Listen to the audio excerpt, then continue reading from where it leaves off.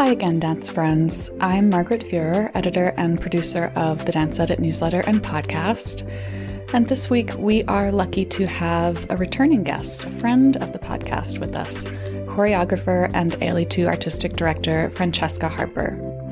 Francesca always has so many irons in the fire, but the specific reason she's here now is to discuss an upcoming premiere that's part of the filmmaker Ava DuVernay's Law Enforcement Accountability Project, or LEAP. DuVernay created the LEAP initiative in the wake of George Floyd's murder. It commissions artistic responses to police violence against Black people. She asked Harper, whose choreography is frequently in dialogue with social justice, to create a work addressing Detroit police officer Joseph Weekley's murder of 7-year-old Aiyana Mo'Nay Stanley-Jones.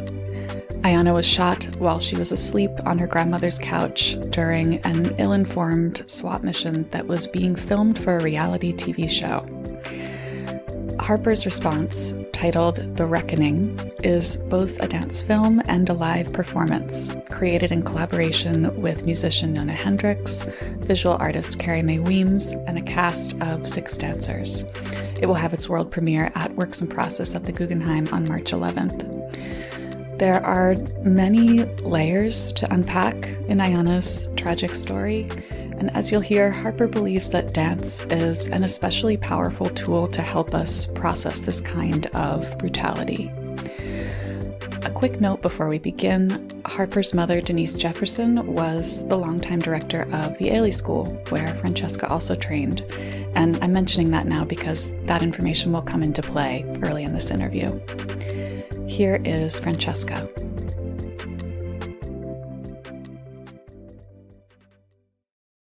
Francesca, welcome, or rather, welcome back. It's such a pleasure to have you on the podcast again. Oh, the pleasure is all mine. I had a wonderful time the last time. It's great to be back. Yes. It was almost exactly a year ago. I'm realizing that we talked. Wow. Yeah. Oh, what a different time. Yeah. Yeah. But so we wanted to have you back on now to talk about this new work that you've created for Ava DuVernay's LEAP project. And I guess a natural place to start is, how did this commission come about? Did you get a phone call from Ava DuVernay? I can't even imagine. I will give you, this is the wildest kind of backstory you'll ever hear. So I had graduated from high school with a friend of mine. Her name was Betsy Jaffe. And she introduced me to another woman, Elizabeth Mosley, who basically was interested in my artwork, and I had an interview to meet them, support my company as a benefactor and help out. And we just really hit it off. So she introduced me to a woman named Regina Miller, who works with her. She thought, she was involved in dance, this woman. And so I just want you to meet her. So I basically meet these 2 women, and they, want to hear about my company. And before we start, Regina says to me, I have to share a story with you. I said, well, what? She said, I auditioned for the Ailey School when I was 15 years old. She said, and your mother came up to me in the audition, and basically she could see how nervous I was. She said, do not diminish your shine. You go out there and dance. And she said she couldn't believe it. And she got into the Ailey School. She started studying there. She was there for many years. And then she got into philanthropy and ended up working with Ava DuVernay's company. And the irony of that, and then she saw my work, and I had met her, and she had this incredible history in dance. And because she works with Ava, was like, I have someone that I think you'd be interested in. And then Ava saw my work, and I had been, made these 16 dance films in the pandemic. So it was really like at the height of the pandemic too, and a very prolific time for me, which was ironic. And then also just seeing, a lot of my work is founded in social justice and inclusivity. So I think, that is just right up my alley in terms of what she was looking for her LEAP initiative for that project. But isn't that a circuitous, crazy connection? I mean, it was just like the universe was conspiring. And I love that, like, the spirit of your mom was sort of Oh, over the yeah. whole, isn't that beautiful? Well, Yeah. I do feel like recently I have felt like the spirit of mom and just watching over has really been present in my life. So you were assigned by Ava the case of Aiyana Mo'Nay Stanley-Jones. That's what That's The right. Reckoning is responding to. Mhm. To react artistically to a tragedy of this magnitude, to the murder of a 7-year-old Black girl, where does one begin? Where did you begin? I began with research. I began with research because I really needed to know what happened. And before even getting into what I could offer emotionally, just needed to know what happened and, who these people were that were involved. And I mean, there's just such a sense of responsibility and safety to think about the injustice and the reality of what this family experienced and the loss that was felt by everyone of this 7-year-old child. So starting with research, Ava gave me some research material. She had already kind of created a sheet for me with information, and then I just did a deep dive afterwards into. I watched some of the Detroit SWAT reality show that was involved. So I think that just did a lot of research into the police officers and the police that were involved in the incident. And one of the big things that resonates for me is the fact that that the police officers, they had cameras following them for a television show.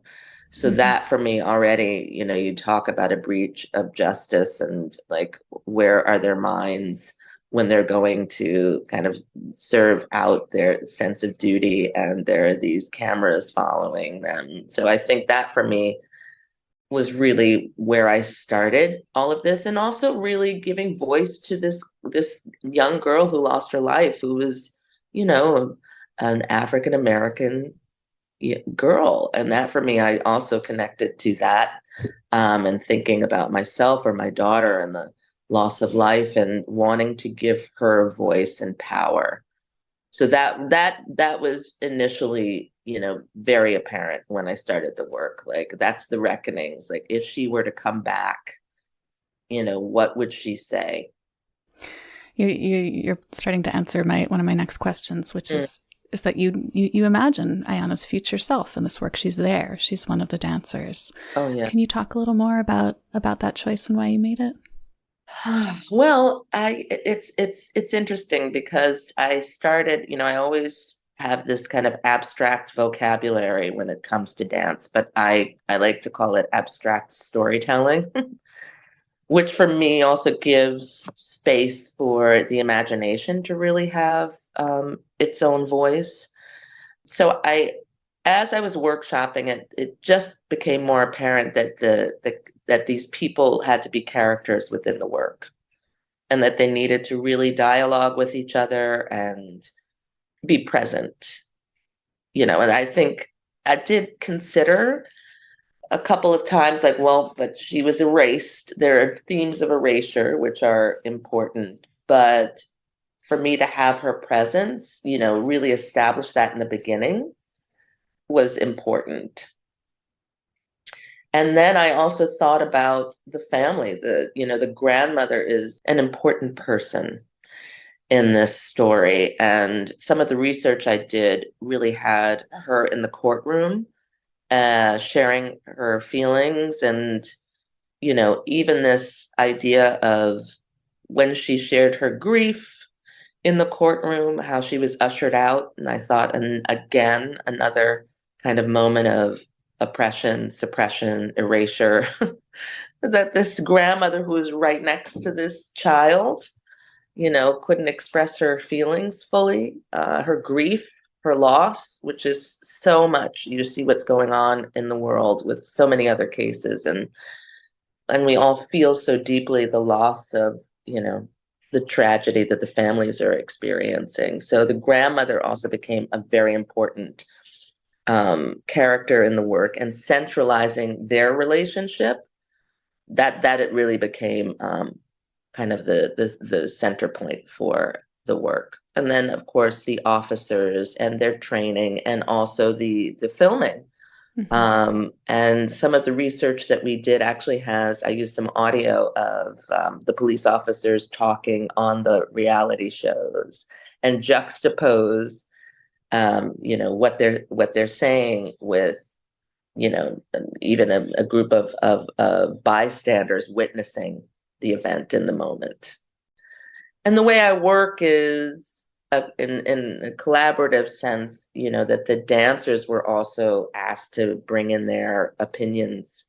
And so we started with conversations like, how are these young people feeling about this case, and even their own kind of instability in the world as young people of color or not. I thought it was also very interesting to hear some of our Caucasian artists talk about what impacted them. So that for me also too is the coming together and the empathy that was really shared as a community of artists was deeply empowering, and that started to influence the scenes and the building of the work.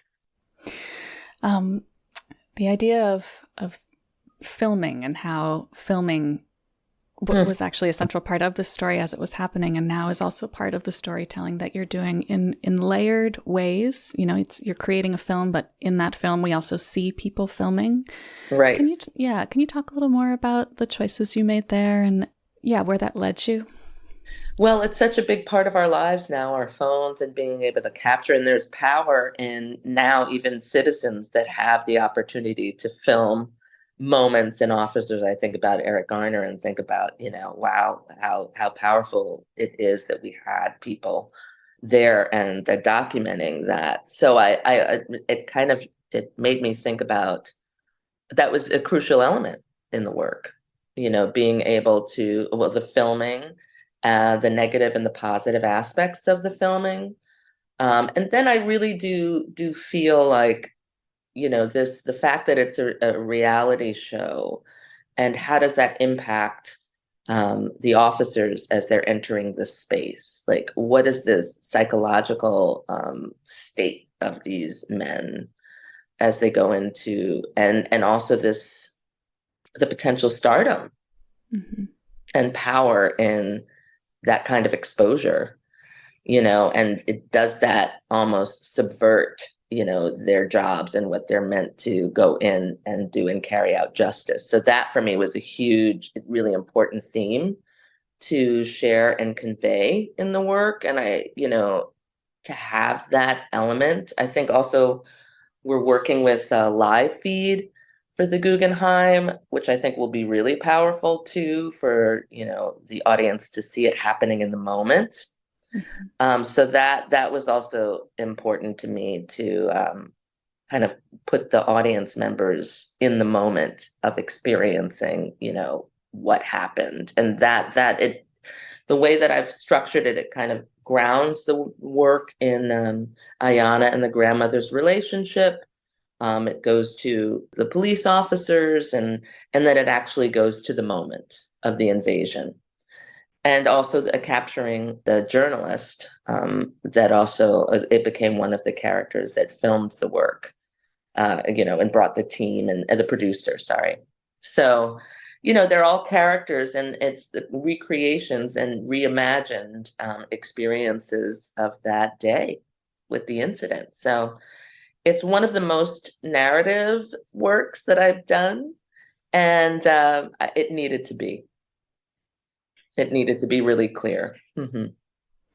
I'm going to apologize in advance for thinking through this question as I'm formulating it. No, please. No, I understand that. I have to tell you, it's very intense to contemplate.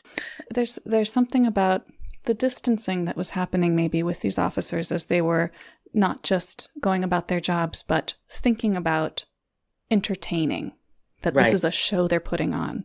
And then the idea that now this piece of art is reversing that process in a way. It is art that someone's watching, but it's shortening that. It's eliminating that distancing. It's getting rid of it. It's so interesting to me. That's again, it's not a question. I'm just talking. No. I do think that's right. I mean, it's also this idea of them thinking about like what is being produced for the camera in this moment, which is really deeply disturbing to contemplate, think about, right? And what is our duty as good citizens of the world, really, like, and humanitarians. I think that's the opportunity I felt with this work, is for us to reinvestigate and rethink our ethics as a society, as communities, and safety, and what we provide for our neighbors and each other, and a sense of responsibility for each other and each other's safety.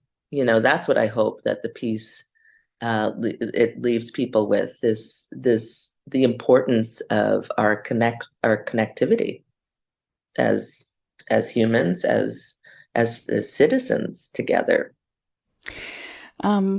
And I want to talk about one detail in particular that intrigued me from the little preview clips that I've seen, because your piece, Freedom Series, which Ailey II performed last year, incorporates these very poetic glowing orbs. My globes. I'm obsessed. Yeah. I'm obsessed with my globes. Yes. Well, and so they made their way into this piece as well. Can you talk about that choice and the symbolism they hold in this context? Yes. One made it into the piece, one globe. And I think that it is probably the remnants of the Freedom Series, which, during the pandemic, when I made that work, it was, the globes represented hope and the life force. And, I think also it represents her, the globes are turned off and her light goes out and her life force is obliterated and sucked away from her. So I think that I just felt it was a powerful moment. And it's even a lamp in her house, or a toy that's a pretty toy that she likes to look at. It's just serves so many purposes. This illuminating her life and her existence is really what I thought the importance of the globe was. Light imagery. It's so literal and so figurative right. at the same time. Right. Yeah, yes. It can serve so many purposes. Yeah, that's right. And I really love to leave room for the audience to, interpret how they want to. But the dancers also really, as collaborators, they also give me ideas and share, and like I said, they share their opinions and their thoughts behind the work. So some of those ideas are collaborative artistic developments as we go along in the process.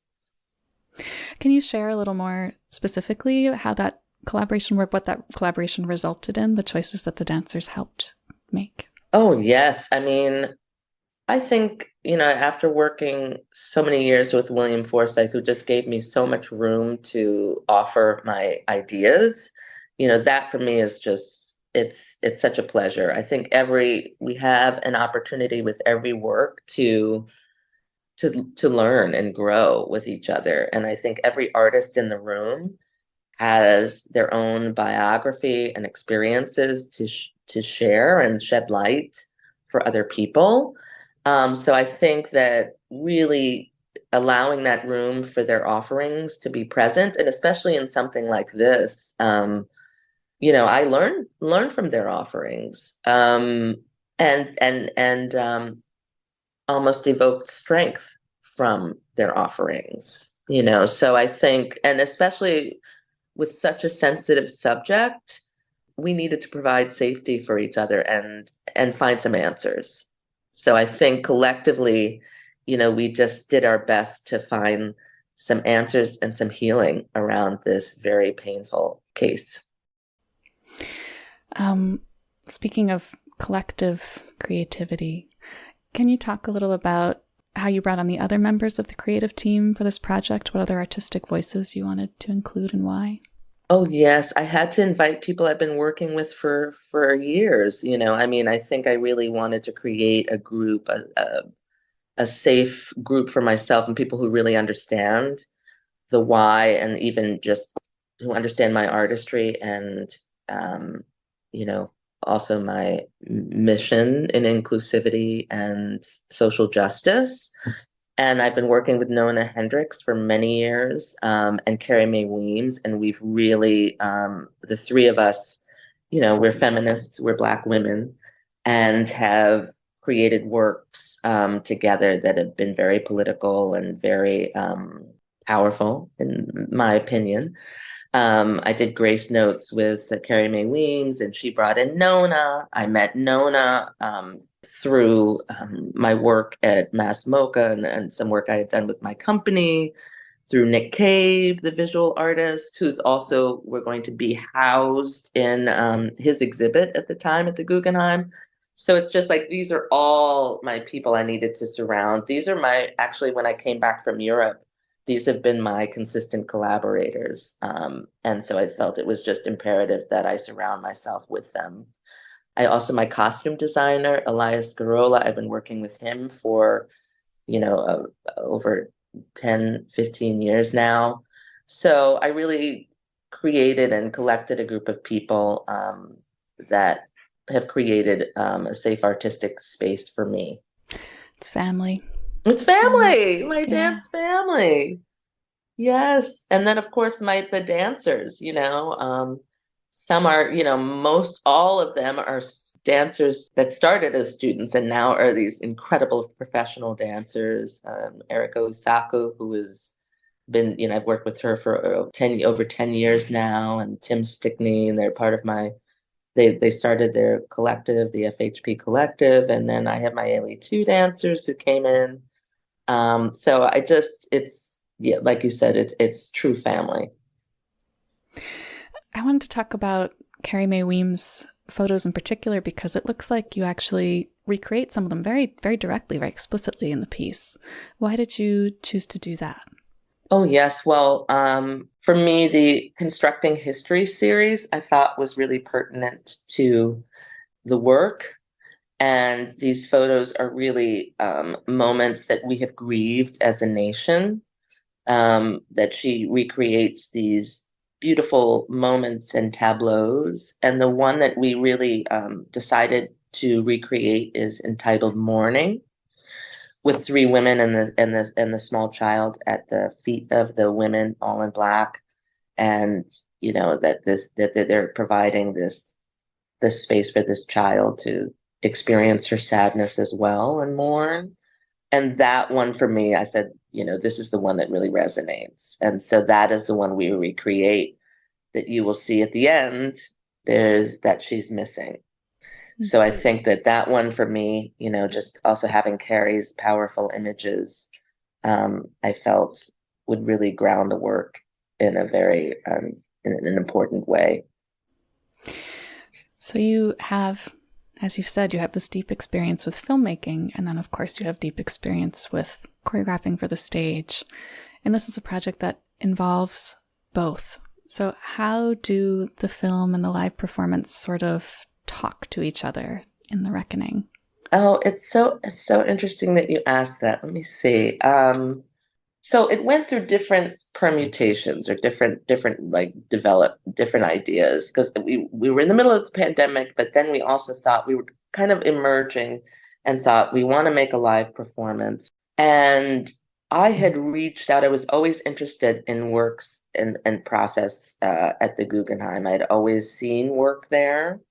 And during the pandemic, I introduced myself to Duke Dang.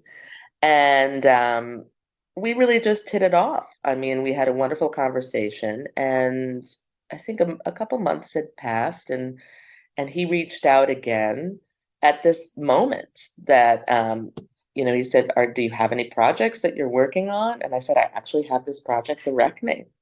And when I shared it with him and Caroline Cronson,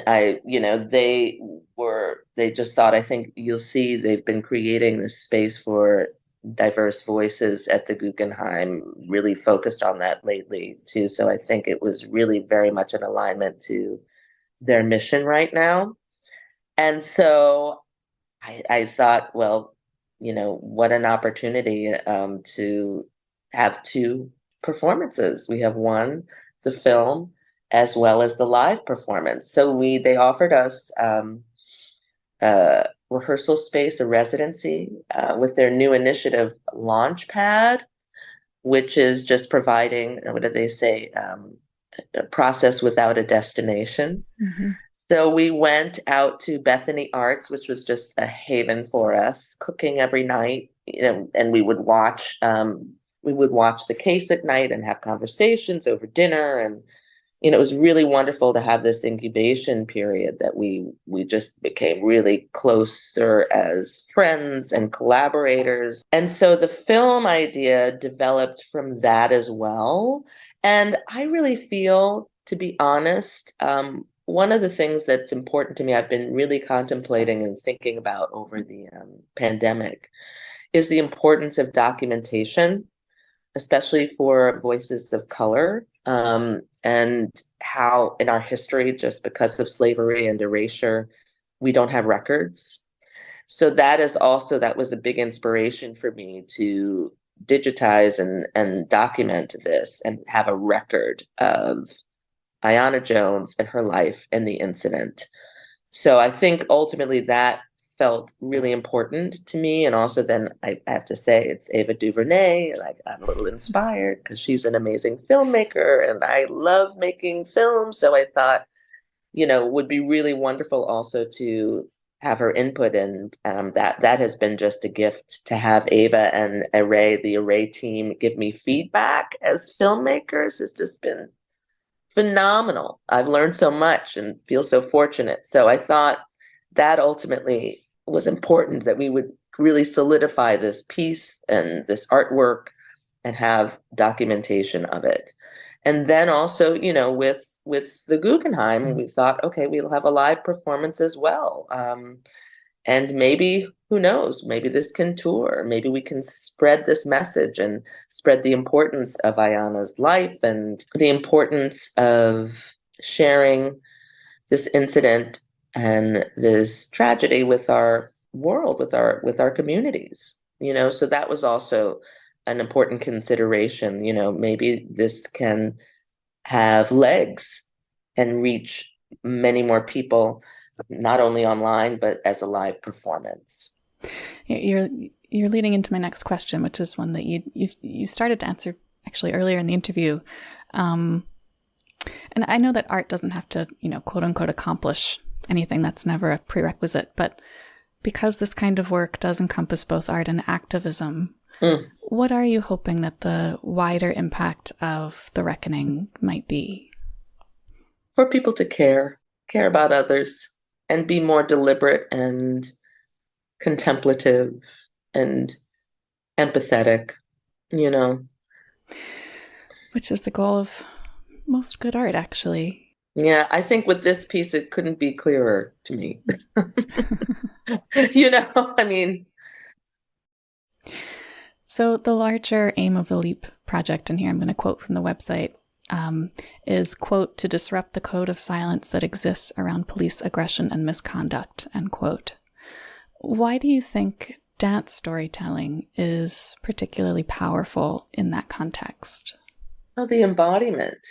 I think, people can be so disassociated from their bodies and numbing themselves, whether it's through, disengaging from others and isolating from others. And I think the power of the full embodiment of these stories, I think that's the power of dance, for people to see movement. We have movement even watching you and your gestures and your head move and we absorb so much through our physicality. And I think really the full embodiment is what's so powerful about the work. Someday we're going to have a video component to accompany these podcasts, because there's, especially when talking to dance artists, there's so much choreography even while talking that I hate animated listeners miss. Really animated. I know. Yes, that's right. But I love that. I mean, I think when I choreograph, there's so much interesting kind of gestural vocabulary and conversations when people using their hands or I mean, also just how much their faces can express. That's actually, I think is also the power of film, that you can capture things. I really realized that during the pandemic, like being able to get this kind of these close portraits of people is so powerful. And that also connects to the themes of this project, and in it being powerful and also detrimental. Yeah. I did want to say, like, I think one of the most amazing things about, Ava DuVernay and the Array Alliance and the Law Enforcement Accountability Project, not only to disrupt the silence around police aggression and amplify the names of officers, but really, I think her mission is to keep them accountable, which I think, I'm hoping that this work will also share. Mm-hmm. Mm-hmm. Well, Francesca, thank you so much for coming on again, Mared, for the premiere of The Reckoning. I'm really looking forward to that. And we didn't talk that much about Ailey II today, about this other very large hat that you wear. I know. It's a lot. I know. It's wonderful. Yeah. And they've got big performances coming up very soon, too. So Mared for that as well. We have our season in March, which is really exciting. We're going to be at the Ailey City Group Theater. Yeah. And then I think also, too, this is a little plug, but I think, on social media, LEAP Action is something people can connect to see all of the wonderful work they're doing with all of the artists that they're commissioning right now. We'll get that in the show notes for sure. Yeah. Perfect. Well, thank you again, Francesca. And I hope you get some sleep at some point too. I know, not much sleep lately. It's okay. It's a lot of work, but it's important work, I'm passionate about it, inspired, and I hope that we can inspire change and progress through the work.